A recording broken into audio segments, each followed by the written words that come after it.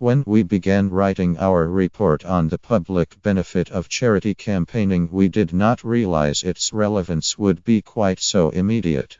But Theresa May's snap election on 8 June has thrown the issue into sharp focus. After years of negative political rhetoric about charity campaigning, it is time to refocus and reclaim the debate. Campaigning is part of charitable history and it is a fundamental part of our philosophy. Charities have contributed to some of the most progressive social and environmental changes in our history. A strong charitable voice is vital for a healthy democracy. Too often the debate on charity campaigning is skewed towards how charities campaign, at the expense of understanding why they campaign. This is misguided and unhelpful. Instead, we should focus on the public benefit of non-party political campaigning and give charities the courage to call for bold reform. We understand why charities are concerned about what the Commission on Civil Society and Democratic Engagement has called the chilling effect of new lobbying legislation and confusing regulatory interventions. The 2014 Lobbying Act made a number of changes to previous legislation on third-party campaigning, including listing a wider range of activities that are regulated during election periods, introducing rules that make those working in a coalition jointly liable for total spending, and new reporting requirements to the Electoral Commission.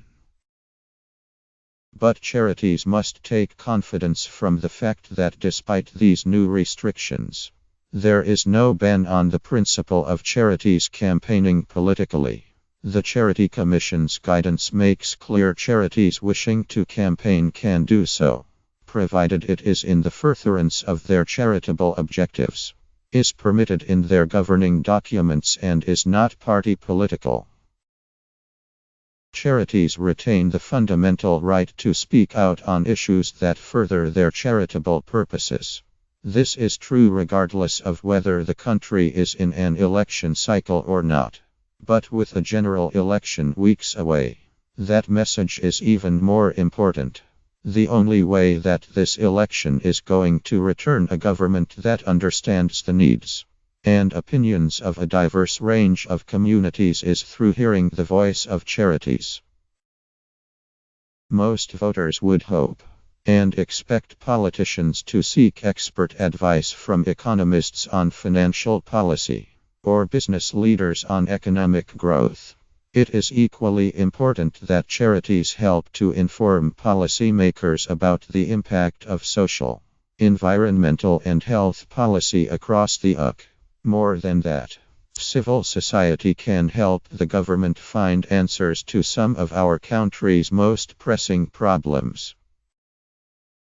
In our report, we draw attention to 6 charity campaigns that have transformed public perceptions of an issue, including the criminalizing of rape in marriage, the introduction of the Disability Discrimination Act in 1995, and the smoking ban in 2007.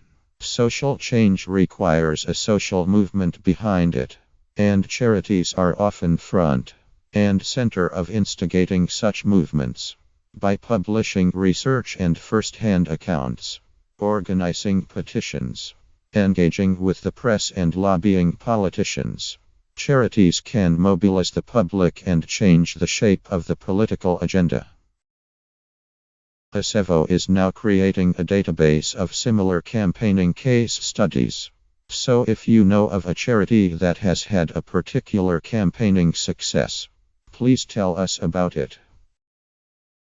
It will take more than a few weeks to change the tide of political opinion about charity campaigning.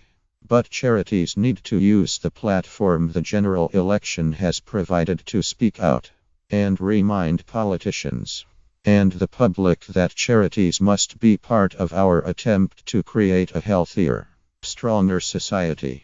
We must take courage from our convictions and stand up on behalf of our beneficiaries. Vicky Browning is Chief Executive of Acevo.